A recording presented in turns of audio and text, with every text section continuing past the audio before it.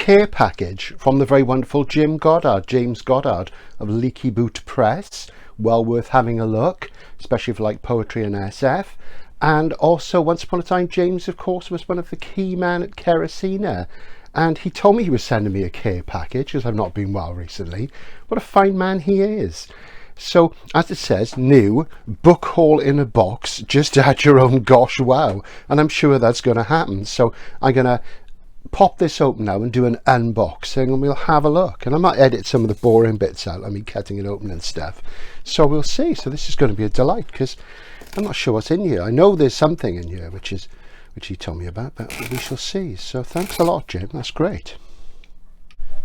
Yeah, so it's proving a bit difficult at the moment to film because we've got the builders in and I've had COVID on top, the polymyalgia and all that stuff and things, so it's a bit chaotic. So this is like a special treat really. So we'll just have a look and see what we've got. And I guess we're in October now, which, as I say, is going to be a chaotic month for the reasons aforementioned. And I do have things planned. November, there's going to be a lot of exciting stuff happening actually, and I kind of can't wait really because I'm going to be seeing another old Kerosina guy. I'm going to be seeing Ben Staveley-Taylor, who I haven't seen for 30 years. Ben was involved in the early days of Kerosina, and he and I, we used to sort of run the Bath SF discussion group together. We did a fanzine together. Great guys, great to be in touch with them again. And we're going to meet up at a interesting location, and that will lead to a video which will probably be about Keith Roberts, so we'll see about that. And also I'm in touch with Les Escott, who was also a Kerosina guy, lived in Bath, friend of mine for many years, and basically he and I have been in touch. We're going to meet up at some point. We're not going to do it in November. I am buying some things off him gradually. Let's see what we've got. Wow, no, very interesting. So Jim, of course, is a solid man and a man of great taste, so I'm going to clear this off a bit so we can see what we've got. Right, so there's a plethora of stuff in here. I know what some of it is, but we'll take a look now. And yes, so I'm back in touch with the Kerosina guys, and I'd like to think that one day we'll all be in the same room together, but it's unlikely. So we've got some in a slipcase here. Wow, look at that. Shirley Jackson, Haunting of Hill House. Looks like a folio edition. It is, Folio Society. This is about the only Jackson I like actually, and I don't have a copy of it at the moment. So that's obviously a spare that Jim had. Some slight wear in the slipcase, but I can cope with that, and that's quite nice. But yeah, I'm not really much of a Jackson fan. I like some of the stories, but I do like this novel. So there you go. That's lovely, isn't it? That's great, because that was a bit of a absence in the collection. I don't have a copy at the moment. I keep thinking about getting the Penguin Modern Classic, and we've got a little envelope here. What have we got? Wow. Now, I've not seen this before. Keith Roberts tells the story of Piper's Weight. Right. Now, Jim has told me about this. Look at that. I've never seen that before. That's a nice little chapbook. Look at that. Isn't that fantastic? I'm being a total Keith fan. I'm dropping everything everywhere because this is rather an ungainly package. But yeah, isn't that beautiful? Fantastic. I do like a little chapbook. And an audio. Oh, wow. Look at that. Grief. Look at that. Excellent. And this is about a place in the UK. And I'll tell you about it when I've read it. I do know a little bit about it. So there's a CD of Keith speaking in there. I'm going to ask Jim if I can actually put that on the channel. So we'll see. I hope so, because that would be great if we can, because I've never heard Keith speak and it would be amazing if we could do that. And now some Ian MacLeod chapbooks. And I have neglected Ian, so this is my little sort of intro. Lovely. I do like chapbooks. Published by Jim. Marvellous. Excellent. The thing with chapbooks is they're very limited usually, but they can. There's another one. Isn't that beautiful? Dead Orchards. Absolutely gorgeous. And they become very collectible, of course, because they're done in small quantities. They're often signed and numbered. There's another one that Jim did. Really, really nice. Well, thanks, Jim. That's fantastic. What else have we got? We've got something in a plastic bag. Another chapbook, Edmund Cooper. Wow, from holograph manuscript to printed word. Interesting. Now, a holograph, of course, is the handwriting. Wow. Great. Edmund Cooper, somebody you don't hear about much these days, and these are completely new to me. And again, look at that.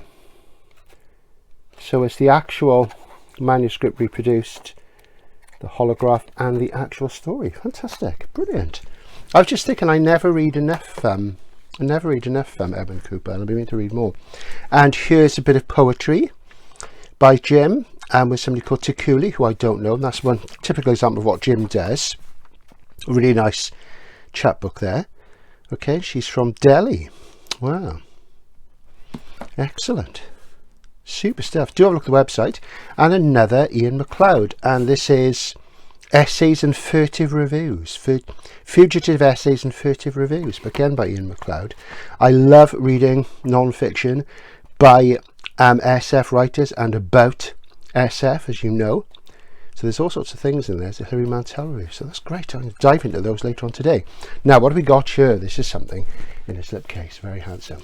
Oh no, why has he done this? Oh, Jim, you're too generous. Now this is something super, super rare. I'm over the moon because I don't have any of these. I do have this book. This is The Days of March by John Brunner, published by Kerosina. And this is one of the super limited ones. I can't believe this. Signed by the author. And this is the collector's edition for... This isn't the collector's edition, this is the private distribution, 26 copies, quarter bound in leather. So that was never sort of on sale, that was only for insiders. Jim, you really shouldn't have, you're very naughty, because I've got the collector's edition, and I remember selling the trade paperback shop I was working in. So Jim, I can't thank you enough, that's beautiful.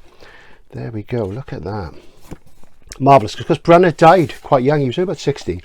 And he died on the opening night of the convention in Glasgow, which must have been early 90s, I think it was. And I didn't go to that one. It was the time when I was getting out of SF, and it really shocked everybody, apparently, and as you'd expect. And I'd met him a few years before the Worldcon.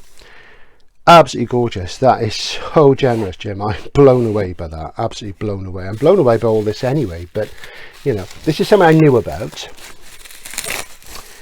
And this is the thing with SF, you really bond over it, you bond over your interests, and you know, it's an important thing, you know, to bond. And this is a MacDonald copy of Too Many Magicians by Randall Garrett, which you can get this in the Gollancz Fantasy Masterworks Lord Darcy. And I was saying to Jim, we were chatting online one day and saying that I don't have any of these MacDonald liveries from the 60s, and they're really nice. And he said, well, I've got a spare one of those, let me send it to you. So, and I could have forgotten about that. This is great fun, this book. Randall Garrett used to write with Robert Silverberg. They sort of lived in the same flat together, I think it was, in the 50s, and he was a bit older and he was more established in the SF scene, and they would write novels as Robert Randall, and he was a real ladies man, quite an outrageous character. And the Lord Darcy series are interesting because they are alternate history fantasy crime stories. So they're alternate history. The Angevin kings keep going, the Plantagenets keep going. They have magic in them, and it is a system, but it is magic, so they are fantasy, not SF.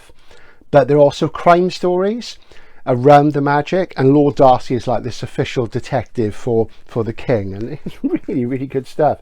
And they're very elegant and witty and beautifully written. And Michael Kurland wrote some sequels as well, at least one, so there you go. So, well, this is turning out to be quite a super haul, I have to say. Now in here, I've got another box. Yeah, now this is something that Jim told me about. The Donald Tuck Encyclopedia of Science Fiction and Fantasy, which is 3 volumes. And Jim said he had a spare. Now, I don't know if this is, well, Graham's got a large one like this, and it's black. I think it's black, so I don't know if it's the same book in a different edition. I can't remember. So, Who's Who A to L, Volume 1. Who's Who M to Z, so author entries.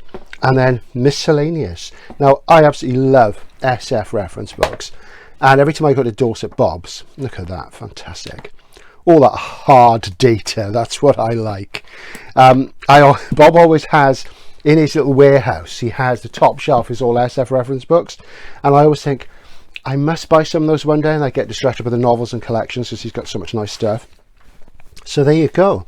So 1978, so obviously way out of date, but as you know, I tend to regard the period between 1950 and 1993 as the sort of key period of SF, and I'm going to really enjoy looking through those. So that's amazing. Thanks so much, Jim. I'm just really touched by that. And the Brunner, well, what can I say?